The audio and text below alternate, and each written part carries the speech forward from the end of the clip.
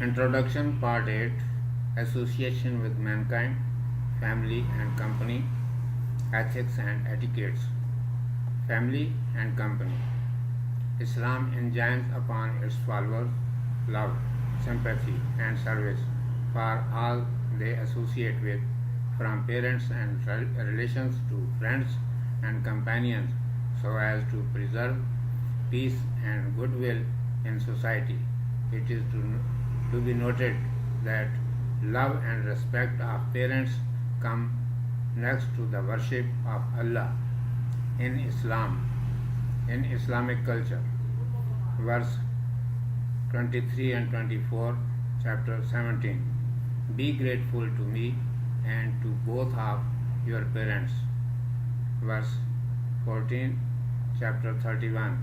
It is clear from this that gratitude to Allah should be coupled with gratitude to parents to make it acceptable.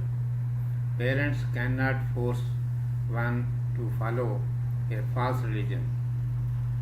One has a right to make a careful choice for oneself. Vide, verse 15, chapter 31, verse 36, chapter 4. The last passage can give an idea to what extent Islam seeks to establish love and sympathy in mankind. Ethics and etiquettes. Here is given a brief sketch of Islamic ethics and etiquettes to be observed in social life. A few phases may suffice here. Help one another in virtue and piety, and do not help one another in sin and transgression. Vide verse 2, chapter 5, verse 90, chapter 16, verse 17, chapter 31, verse 128, chapter 16, verses 10 to 12, chapter 49, verse 36, chapter 17, verses 18 and 19, chapter 31, verses 27 to 29, chapter 24, verse 30, chapter 25, verse 30, chapter 31, verse 33, chapter 24.